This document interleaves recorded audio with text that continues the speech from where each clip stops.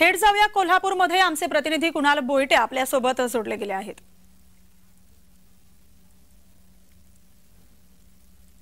आज मुख्यमंत्री एकनाथ शिंदे यांची जाहीर सभा जी आहे ती कोल्हापूरमध्ये पार पडत आहे आणि एकंदरीत पाहायचं झालं तर आज 2 दिवसीय मेळावा जो आहे किंवा महाअधिवेशन जे आहे ते या कोल्हापूरमध्ये आयोजित करण्यात आलं होतं आणि त्याचा सांगता देखील मुख्यमंत्र्यांच्या भाषणाने झालेली आहे। मात्र आज मुख्यमंत्री कोल्हापूरवासियांना काय नेमकं संबोधित करतायत याकडेच संपूर्ण राज्याचं लक्ष लागून आहे। आपल्यासोबत कोल्हापूरचे दोन्ही खासदार आहेत जे शिवसेनेचे आहेत। संपूर्ण शिवसेनेमध्ये सत्तांतर झाल्यानंतर दोन्ही खासदारांनी एकनाथ शिंदे यांच्यासोबत जाण्याचा निर्णय घेतला होता। संजयजी मंडलिक आहेत सर, कशा प्रकारे ही सभा होणार आहे आणि किती साधारण लोक या ठिकाणी येणार? गांधी मैदान आणि शिवसेना प्रमुखांचं फार जुनं नातं आहे। स्वर्गीय बाळासाहेब ठाकरे साहेबांची कायम सभा गांधी मैदानामध्ये होत होती आणि त्याच पद्धतीनं आज आमचे पक्षाचे नेते आणि मुख्यमंत्री आदरणीय एकनाथ शिंदे साहेबांची जाहीर सभा होते।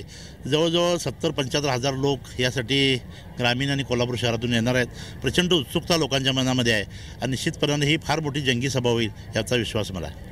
सर, एकंदरीत पाहायचं झालं तर कुठलीही सभा म्हणजे कोणतीही प्रचार सभा असू दे किंवा कोणतीही सभा असू दे याची सुरुवात कोल्हापूरमध्ये बाळासाहेबांची ही परंपरा आहे। आता मुख्यमंत्री एकनाथ शिंदेंकडे शिवसेनाने धनुष्यबाण आल्यानंतर पहिलंच महाधिवेशन देखील याच ठिकाणी बनवलं, पहिली सभा देखील घेत आहेत। खरं तर ही शिवसेनेची परंपरा आहे आणि शिवसेना परंपरेनं चालणारा पक्ष आहे।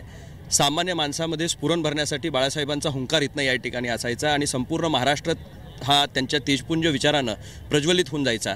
आजसुद्धा त्याची प्रचिती तुम्हाला आजच्या ह्या व्यासपीठावरनं येईल। सर्वसामान्य माणसाला आपलंसं वाटणारी शिवसेना, गोरगरिबांची शिवसेना आज कोल्हापूर जिल्हा भगवामय झालेल्याचं चित्र आपल्याला या ठिकाणी दिसतंय आणि आता भगवं वादळ थोड्याच वेळात या ठिकाणी ह्या मैदानाला धडकतंय। सर, आज मुख्यमंत्री नेमकं काय मार्गदर्शन करतील किंवा संबोधित काय करतील, नेमकं कुणावरती आज निशाणा असणार आहे? कारण महाधिवेशनात उद्धव ठाकरे यांच्यावरती निशाणा साधलेला पाहायला मिळाला, आता बाकी विरोधकांना देखील धारेवर धरतील। शिवसेनेच्या कार्यकर्त्यांच्या मनातलं या ठिकाणी सन्मान्य एकनाथ शिंदे साहेब बोलत असतात। त्यामुळे आत्तासुद्धा बोलत असताना जी शिवसैनिकाची भावना आहे ती या ठिकाणी ह्या महामेळाव्यातनं या ठिकाणी समोर येईल।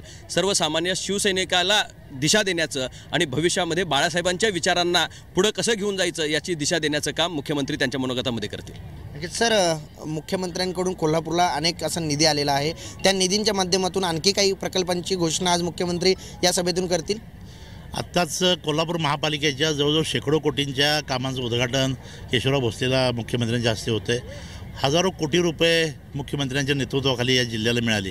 यापूर्वी सर्व सन्माननीय मुख्यमंत्र्यांचा आदर ठेवून मी म्हणू इच्छितो की या मुख्यमंत्र्यांच्या कारकिर्दीत जितका निधी कोल्हापूरला मिळाला यापूर्वी कधी मिळाला नव्हता आणि निश्चितपणानं ज्या इच्छा आम्ही प्रगतीदर्शित करतो आहे त्या सगळ्या पूर्ण करण्याचा मनोदय कायमपणानं सकारात्मक असा परिणाम मुख्यमंत्र्यांनी केलेला आहे। निश्चितपणानं ज्या राहिलेल्या उर्वरित मागण्या असतील ते सुद्धा आम्ही मागितल्याबरोबर ते पूर्ण करतात।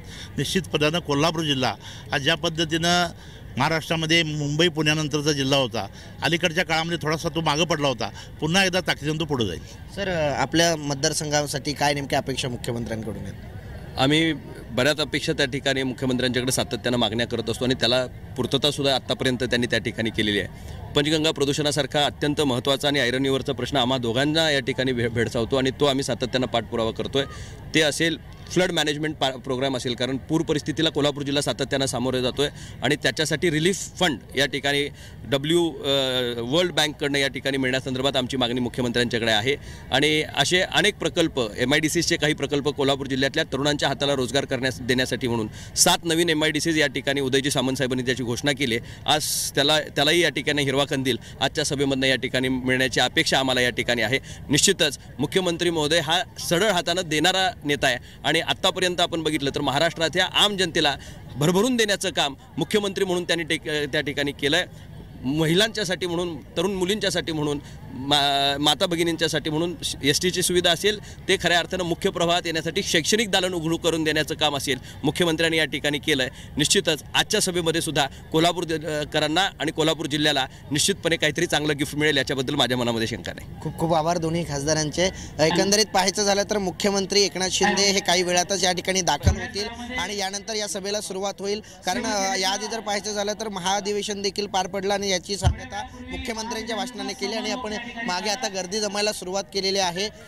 जे प्रत्येक ग्रामीण भागातून जे काही नागरिक येत आहेत त्यांची बसण्याची व्यवस्था या ठिकाणी केलेली आहे आणि खासदार मंडलिक यांनी सांगितल्याप्रमाणे 70 ते 75 हजार नागरिक या ठिकाणी येण्याची शक्यता आहे, कार्यकर्ते या ठिकाणी येण्याची शक्यता आहे. सर्वच महिला वर्ग देखील इथे मोठ्या